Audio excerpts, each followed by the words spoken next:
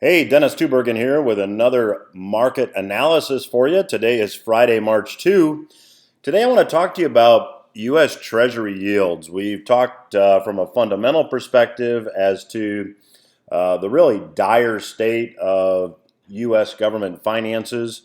We've talked about not only the deficit, but also the trade deficit and also the massive amount of underfunded liabilities. More on that in today's economic video update. But from a technical perspective, let's just take a look at yields on U.S. government bonds. On the screen now, I just switched to that screen in front of you. You see that going back to last year, the yield on the 30-year bond, which is over here in the far right column, was in the 2.7 range. Now it's up to 3.1, a little bit of a pullback here recently. It was as high as 3.2. So in a period of about 3 months, bottom to top, we saw yields increase 0.5%. Now that may not sound like a lot, but when you look at it from a percentage perspective, when you're going from 2.7 to 3.2, that's almost a 20% increase in yields. That is significant. And as you all know, when yields go up, bonds go down. And I've got here a weekly price chart of an exchange-traded fund that tracks the price of the long bond. And if you take a look, going back to that 2.7 number, which is right in here, you see that bonds have fallen significantly. But even more significant is the shape of this chart. You see that there's a peak, a higher peak, and then a lower peak. If you look at what that is, technically speaking, it's one of the most fundamental chart formations called a head and shoulders pattern. I've just pulled up a bit of an explanation here from stockcharts.com. It says a head and shoulders reversal pattern forms after an uptrend, and its completion marks a trend reversal. The pattern contains 3 successive peaks, with the middle peak, which is the head, being the highest, and the 2 outside peaks, the shoulders, being low and roughly equal.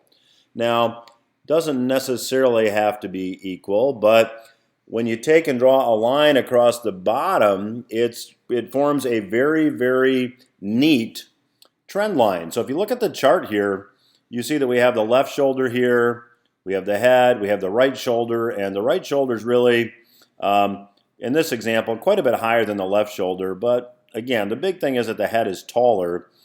Notice this level of support here, which is the neckline. And when prices break down through that neckline, often you see that prices fall significantly. And roughly speaking, if you look at the distance between the head and the neckline, and look at the distance between the neckline and the bottom, you see that that often is roughly equal. Now let's go back and look at the chart of U.S. Treasuries. Taking a look, we've got the left shoulder here, we've got the head here, we've got the right shoulder here. We've got a pretty neat neckline here, and we have the top just measuring here on this particular exchange-traded fund. The high here is about 143, the neckline's at about 116. So if you do that math, we've roughly got 27 or so. Currently, we see 116, so if you take 27 off that, we're roughly 90.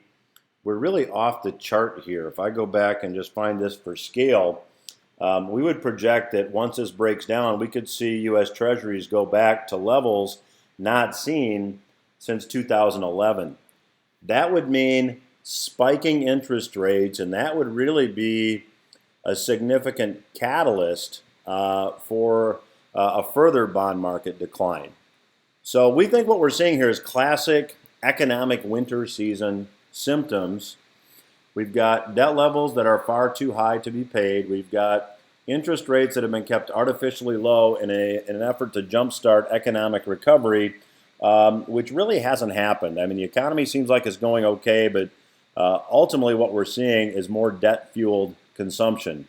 As the economy has seemed to recover, we've seen private sector debt levels build, so we really haven't seen significant improvement. We've seen debt-fueled consumption. So concern here would be that if you own stocks, if you own U.S. government bonds, we think you want to take definitely some steps to protect your positions. That's today's video market update.